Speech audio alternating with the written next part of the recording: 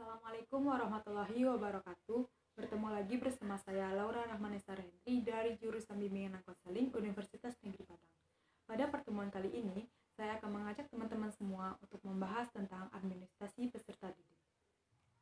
Administrasi peserta didik terdiri dari dua kata, yaitu administrasi dan peserta didik.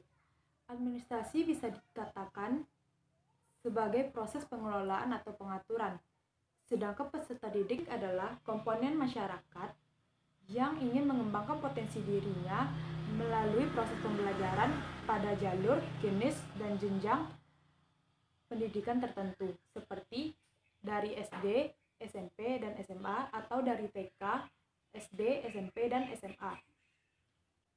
Jadi dapat kita tarik kesimpulan bahwa administrasi peserta didik merupakan suatu proses pengaturan peserta didik yang tidak hanya dalam proses pencatatan pembukuan, melainkan juga mengatur dari proses awal, proses belajar dan hingga akhir dari pembelajaran peserta didik tersebut.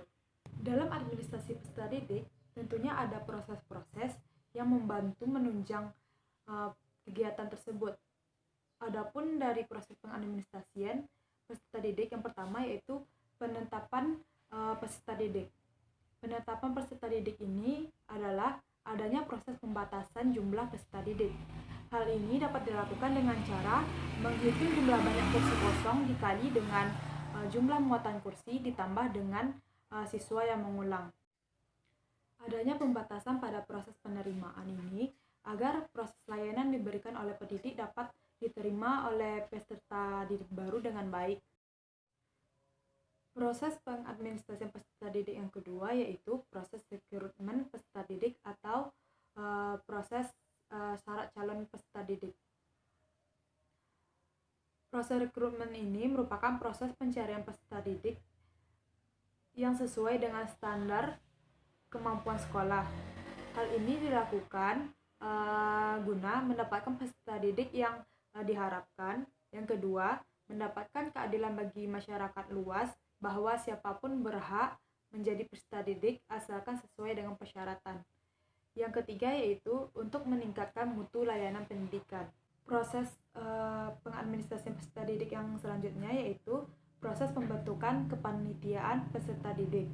Hal ini dilakukan agar proses penerimaan peserta didik ini dapat berjalan dengan baik. Adapun tugas-tugas dari kepanitiaan tersebut, yang pertama yaitu mengadakan publikasi atau memberikan informasi kapan dan berakhirnya proses rekrutmen peserta didik ini berakhir. Dan kedua yaitu mempersiapkan formulir pendaftaran. Yang ketiga menerima atau melayani pendaftaran. Yang keempat melaksanakan penyaringan. Yang kelima pengumuman calon yang diterima. Yang keenam mendaftar kembali calon yang diterima. Proses ketujuh yaitu membuat laporan pertanggungjawaban. Setelah siswa diterima di suatu sekolah, maka proses selanjutnya itu orientasi siswa. Orientasi siswa baru merupakan proses pengenalan lingkungan sekolah kepada siswa yang diterima tersebut. Selanjutnya, pemberian penjelasan tentang pengaturan atau peraturan-peraturan di sekolah tersebut dan hukuman dan sanksi apa saja yang didapatkan oleh siswa tersebut jika melanggar aturan tersebut. Selanjutnya kita membahas tentang prinsip-prinsip rekrutmen peserta didik. Dalam proses rekrutmen ini kita harus memiliki sifat yang pertama yaitu objektif. Objektif merupakan suatu proses penerimaan siswa yang bersifat tidak dipengaruhi oleh pihak lain. Yang kedua, transparan. Transparan ini adanya kebebasan masyarakat untuk memperoleh informasi mengenai tahapan, mekanisme, syarat, dan pelaksanaan proses rekrutmen. Yang ketiga yaitu akuntabilitas, dan keempat tidak diskriminatif.